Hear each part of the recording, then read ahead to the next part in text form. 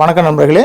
TNPSC group 4 notification எப்போ வரும் அப்படின்றத பற்றியும், அதே போல் இப்போ புதுசாக சிலபஸ் சேஞ்ச் பண்ணதுனால ஒரு மாடல் கொஸ்டின் பேப்பரை டிஎன்பிசி போர்ட்லேருந்து வெளியிடுவாங்க. ஸோ அது எப்போ வரும் அப்படின்றத பற்றியும், அதே போல் வேகன்சி எவ்வளோ இருக்கும் அப்படின்றத பற்றி நம்ம இந்த வீடியோவில் ஃபுல்லாக பார்க்க போகிறோம்.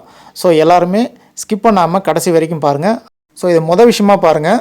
டிஎன்பிசி போர்டு தலைவர் திரு பிரபாகரன் அவர்கள் கடந்த 17ஆம் தேதி புதிய தலைமுறைக்கு ஒரு நியூஸ் ஒன்று கொடுக்குறாங்க. ஸோ அந்த நியூஸில் என்ன சொல்லியிருக்காங்க அப்படின்னா, ஏப்ரல் மாதம் திட்டமிட்டபடி குரூப் 1 குரூப் 4 இந்த 2 தேர்வுக்கான அறிவிப்புகள் நாங்கள் வெளியிடுவோம் அப்படின்னு சொல்லியிருக்காங்க. அதே போல் இந்த தேர்வுக்கான அதாவது காலி பணியிடங்கள் ஒவ்வொரு துறை வாரியாக எவ்வளவு இருக்குது அப்படின்றத பற்றி நாங்கள் முதல்ல சொல்லிவிடுவோம் அப்படின்னு சொல்லியிருக்காங்க. இது வரவேற்க தகுந்த ஒன்று.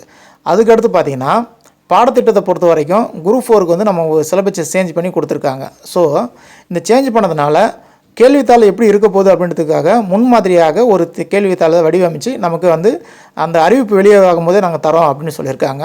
இதுவும் வரவேற்க தகுந்த ஒன்று. அதுக்கடுத்து பார்த்தீங்கன்னா விடைத்தாளில் நாங்கள் மாற்றி அமைச்சிருக்கோம். ஒரு சில திருத்தங்கள்லாம் பண்ணி தேர்வர்களின் வசதிக்காக நாங்கள் கொடுக்க போகிறோம் அப்படின்னு சொல்லியிருக்காங்க. மேக்ஸிமம் நமக்கு தெரிஞ்ச வரைக்கும் நமக்கு ஓஎம்ஆர் ஃபில் பண்ணுறது, ஷேர் பண்ணுறது இதெல்லாம் எந்த ஒரு பிரச்சனையும் இருக்காது. எப்பயும் போல் ஏ ஆன்சர் என்ன, பி ஆன்சர் என்ன நம்ம கரெக்டாக பண்ணிட்டு வரும். அது ஒரு பிரச்சனை இருக்காது.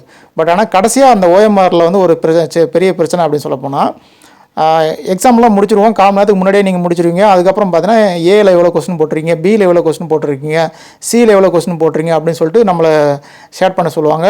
டோட்டல் செக் பண்ணி ஃபைனலாக அதில் ஃபில் பண்ண சொல்லி அதுக்கப்புறம் அந்த நம்பரை ஷேர் பண்ணோம் அப்படின்றலாம் மாதிரிலாம் நமக்கு கொடுத்துருப்பாங்க. எவ்வளோ கொஸ்டின் நம்ம விட்டுருக்கோம் அப்படின்றத பற்றிலாம் நமக்கு ஃபில் பண்ண சொல்லுவாங்க. இதுதான் நமக்கு இருக்கிறதுலே ரொம்ப கஷ்டமானது அப்படின்னு நிறைய பேர் சொல்லியிருக்காங்க.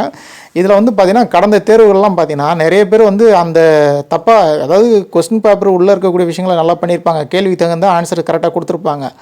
பட் ஆனால் இந்த ஓஎம்ஆர்க் ஃபைனல் முடிக்கிறாங்க இல்லையா, எவ்வளோ கொஸ்டின் போட்டிருக்காங்க அப்படின்னு நம்ம ஷேர் பண்ண சொல்கிறாங்க இல்லையா, இது பார்த்திங்கன்னா பர்சனல் டேட்டா அப்படின்னு நம்ம எடுத்துக்குவாங்க. ஸோ இந்த பர்சனல் டேட்டா அவங்களுடைய நம்பரு, அதாவது எக்ஸாம் அவங்களுடைய நம்பர் இருக்குது இல்லையா, ஹால் டிக்கெட் நம்பர், அந்த நம்பரு, அவங்களுடைய அந்த புக்லெட் நம்பரு, இந்த கொஸ்டின் பேப்பர் எவ்வளோ கொஸ்டின் போட்டிருக்காங்க அப்படின்றத பற்றி டேட்டாஸ் எல்லாம் பர்சனல் டேட்டா அப்படின்னு எடுத்துக்குவாங்க. இந்த பர்சனல் டேட்டாவில் ஏதாவது நீங்கள் மிஸ்டேக் பண்ணிங்கன்னா உங்களுக்கு மதிப்பெண்கள் குறைப்பாங்க அப்படின்றத இன்ஸ்ட்ரக்ஷனில் அந்த ஓஎம்ஆரில் சொல்லியிருப்பாங்க. ஸோ அதை நம்ம படிக்கும்போது தெரிஞ்சிருக்கும். ஸோ இதுதான் எனக்கு தெரிஞ்சு அதிகமாக மிஸ்டேக் பண்ணுறது அப்படின்றது இதுதான் தேர்வுகளுக்கு அதிகமான கஷ்டம் அப்படின்னும் இதுதான். ஸோ இதில் எதனா ஒரு திருத்தம் பண்ணியிருக்கலாம். ஸோ இதில் எதனா ஒரு மாற்றம் கொண்டு வந்திருந்தாங்க அப்படின்னா உண்மையிலேயே ரொம்ப ரொம்ப வரவேற்க தகுந்த ஒன்று அப்படின்னு நம்ம சொல்லலாம். ஏன்னா எனக்கு தெரிஞ்ச ஒரு ஸ்டூடெண்ட்டே என்ன பண்ணிட்டாங்கன்னா, அவங்களுடைய நம்பரை ஒரு நம்பர் மாற்றி ஷேர் பண்ணிட்டாங்க. ஸோ அவங்க சொல்லும்போது ரொம்ப கஷ்டமாக இருந்தது நமக்கு. கடைசியாக ரிசல்ட்டு பார்க்கும்போது அவங்க ரிசல்ட்டே வரல. ஆனால் கொஸ்டின் நல்லா படிக்கக்கூடிய ஒரு ஸ்டூடெண்ட் தான். போர்டுக்கு கூட ஃபோன் பண்ணி கேட்கலாம் சார் அப்படின்னு சொல்லியிருந்தாங்க. ஸோ இந்த மாதிரி நிறைய பேர் இதே மாதிரி பண்ணியிருப்பாங்க இந்த மிஸ்டேக்கு. ஸோ இதில் ஏதாவது ஒரு சேஞ்சஸ் கொண்டு வரலாம். இன்னொன்று விஷயம் என்னென்னா, இந்த கடைசி நேரம் திருத்தங்கள் நம்ம ஓஎம்ஆரில் பண்ணுறதுனால நமக்கு மட்டும் அங்கே லேட் ஆக போகிறதில்ல, நமக்கு மட்டும் பதட்டம் இல்லை, அந்த ஹால் சூப்பர்வைசர் இருக்காங்க இல்லையா, அவங்களுக்கும் தான். ஏன்னா எல்லா ஹாலில் இருக்கக்கூடிய ஓஎம்ஆர் எல்லாம் வந்துடும். ஒரு சில ஹால்லேருந்து வர அந்த ஓஎம்ஆர் மட்டும் கொஞ்சம் டிலே ஆகும். ஸோ அதுக்கு அவங்க அங்கே சொல்லி அவனுக்கு காரணம் சொல்லி ஆகணும், ஏன் லேட் ஆகுது அப்படின்றத சொல்லி ஆகணும். ஸோ இது என்னுடைய தரப்பில் பார்க்கும்போது கண்டிப்பாக அந்த ஹால் சூப்பர்வைசராக இருக்கக்கூடிய எல்லாருமே என்ன சொல்லியிருப்பாங்க, இந்த மாதிரி ஆஸ்பிரண்ட் சைடில் இந்த மாதிரி பிரச்சனை வருது அப்படின்றது சொல்லியிருக்கலாம். அது சம்மந்தப்பட்டது ஏதாவது டிஎன்பிசி போர்டுக்கு போயிருக்கலாம். அதனால் எதனா ஒரு திருத்தம் கொண்டு வந்திருந்தாங்க அப்படின்னா உண்மையிலேயே அது நல்ல ஒரு விஷயமாக நம்ம எடுத்துக்கலாம்.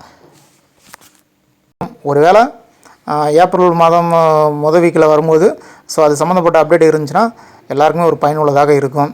பொறுத்திருந்து பார்ப்போம். ஸோ அறிவிப்பு வரவை பொறுத்து உறுதியாகிடுச்சு. எல்லோரும் படிச்சுக்கிட்டு இருப்பீங்க. கண்டிப்பாக இந்த வாய்ப்பு நம்ம விட்டுறக்கூடாது அப்படின்ற எண்ணத்தோடு படிங்க. இந்த எத்தனை போஸ்ட் விட்டாலும் அதில் ஒரு போஸ்ட் நமக்கு இருக்குது அப்படின்னு படிங்க. நம்முடைய லைஃப்பை பார்த்திங்கன்னா தினம் எதிர்பாராத திருப்பங்களோட தான் நம்ம என்ன பண்ணிட்டு கடந்து வந்துட்டுருக்கோம். ஒரு சில நாட்கள் பார்த்தோன்னா நம்ம நினச்ச விஷயங்கள்லாம் நடந்துடும். ஒரு சில நாளில் அந்த விஷயங்கள்லாம் நடக்காமல் கூட போகும். ஸோ அதுபோல் தான் இன்றைக்கி பார்த்திங்கன்னா இந்த வீடியோவில் நிறைய விஷயங்கள் நம்ம எதிர்பார்ப்பு வேணும் அப்படின்ற மாதிரி சொல்லி வச்சுருக்கோம்.